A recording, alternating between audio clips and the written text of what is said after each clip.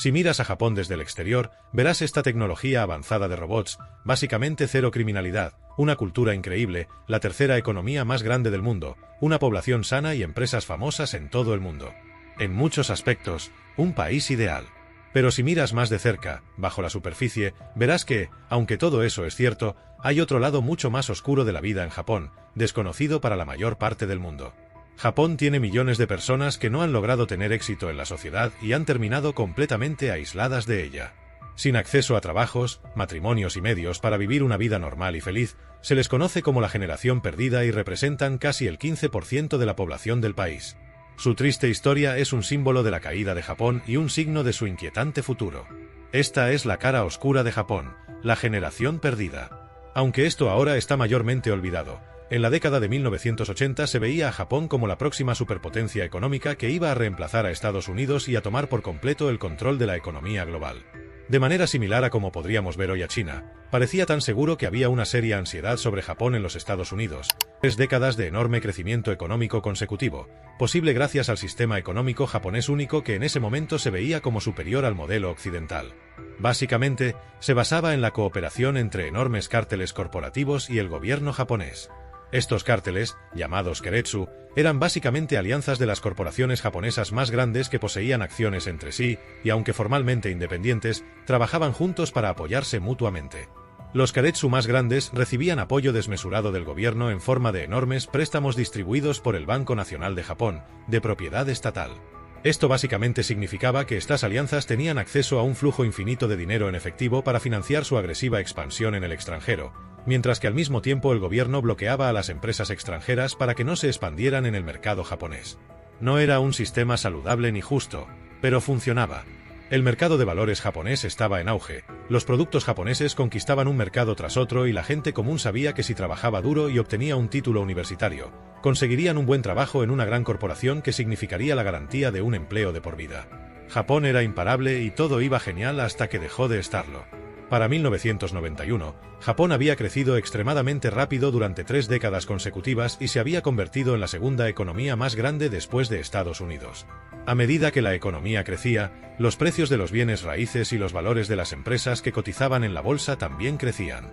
Pero a fines de la década de 1980, este crecimiento se descontroló y se convirtió en una manía especulativa. Básicamente, todo el mundo pensaba que el auge económico y el crecimiento de los activos continuarían para siempre y que cuanto más invirtieras, más dinero ganarías. Mientras tanto, el Banco Nacional de Japón continuaba imprimiendo y prestando dinero básicamente a cualquiera que lo pidiera, sin importar para qué era el dinero o cuán confiables eran los acreedores. Y luego, un día, la burbuja estalló. A lo largo del año 1990, el mercado de valores cayó un 43% y los precios de los bienes raíces siguieron la misma tendencia.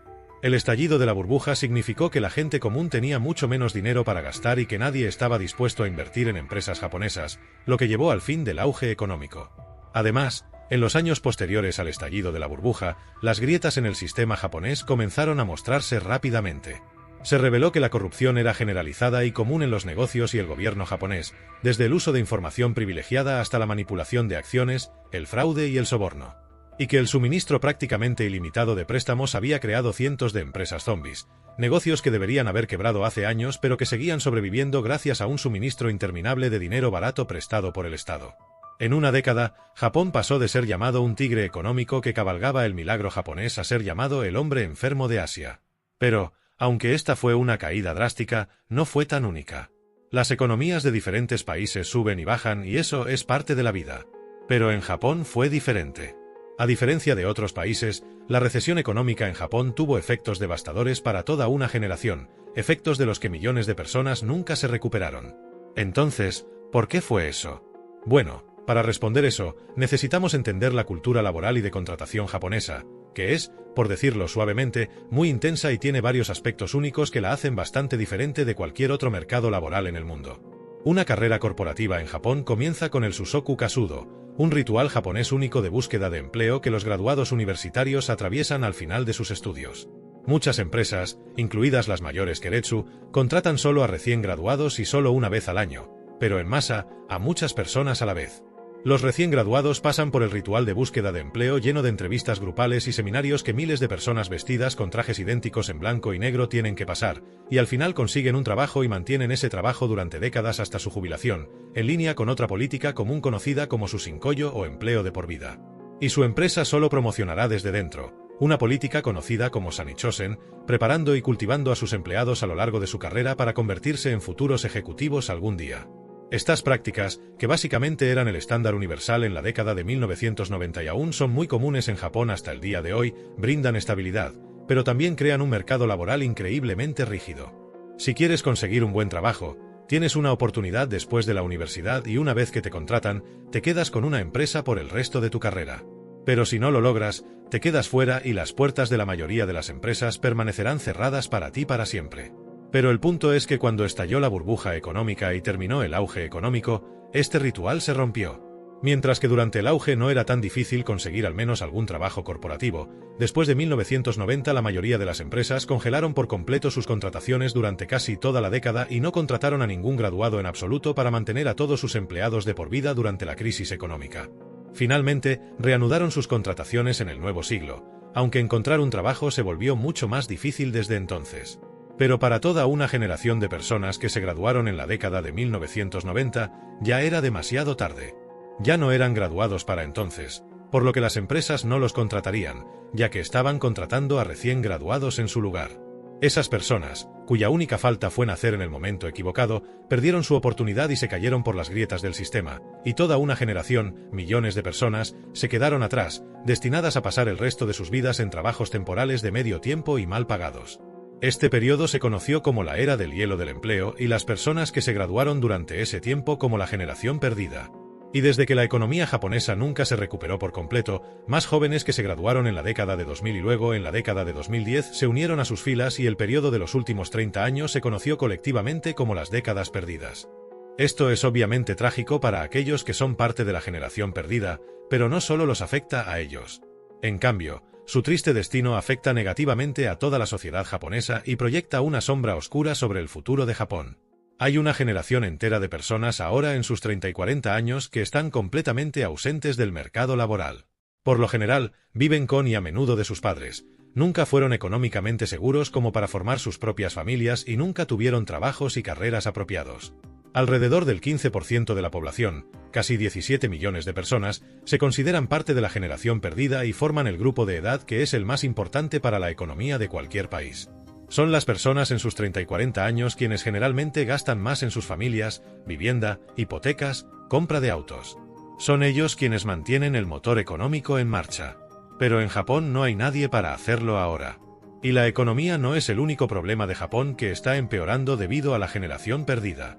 Actualmente, el país está lidiando con lo que se ha llamado el envejecimiento superrápido. Japón tiene el porcentaje más alto de personas mayores, casi el 30% de la población, en el mundo y está envejeciendo más rápidamente que cualquier otro país. Y eso es en parte también por los millones de hijos que la generación perdida nunca tuvo. Para 2050, la relación entre personas mayores y personas en edad de trabajar será de 1 a 1.3, lo que significa que habrá casi tantas personas mayores de 65 años como personas entre 15 y 64 años.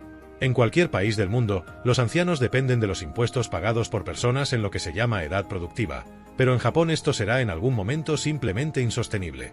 Y además de eso, la generación perdida creó otro problema social que está afectando cada vez más a la supervivencia de la sociedad japonesa, el fenómeno de los llamados hikekemori. Estos son hombres japoneses que han decidido voluntariamente aislarse completamente de la sociedad y pasan sus vidas en completo aislamiento, sin salir de su casa y sin tener ningún contacto social, generalmente siendo completamente dependientes económicamente de sus padres. Los primeros hikekemori fueron miembros de la generación perdida original, hombres hoy en sus 30 y 40 años que no pudieron cumplir con los requisitos que la sociedad japonesa esperaba de ellos: conseguir un trabajo, ascender en la carrera, formar una familia y mantenerla, y decidieron rendirse por completo en su lugar. Pero eventualmente fueron acompañados por otros de generaciones más jóvenes también, quienes aunque sí tuvieron la oportunidad de ingresar al mercado laboral, simplemente lo encontraron demasiado estresante y competitivo. Hoy hay casi 1 millón de estos hombres en la sociedad japonesa, con muchos más al borde de unirse a ellos, y el fenómeno social se está convirtiendo rápidamente en un problema muy real y generalizado que afecta a toda la sociedad. El gobierno japonés es consciente de los impactos extremadamente negativos que la existencia de la generación perdida y el creciente número de hikikomori están teniendo en la sociedad y economía japonesa, y ha anunciado que intentará ayudar a la generación perdida a levantarse y reintegrar a aquellos que se han aislado de la sociedad. Pero hasta ahora ha tenido muy poco éxito. El problema es que la economía japonesa aún no está funcionando bien y, al mismo tiempo, todavía tiene una cultura laboral extremadamente rígida. No solo se espera que las personas trabajen muchas horas y cumplan con una estricta jerarquía, sino que muchas empresas todavía siguen el mismo patrón de empleo de por vida, contratando solo una vez al año y promoviendo solo desde dentro de la empresa, lo que hace imposible para los empleados tomar descansos o incluso obtener una segunda oportunidad si no logran entrar en la empresa. Y así, millones de personas están atrapadas y sus números están creciendo constantemente a medida que más jóvenes no logran tener éxito en el sistema implacable y finalmente simplemente se rinden.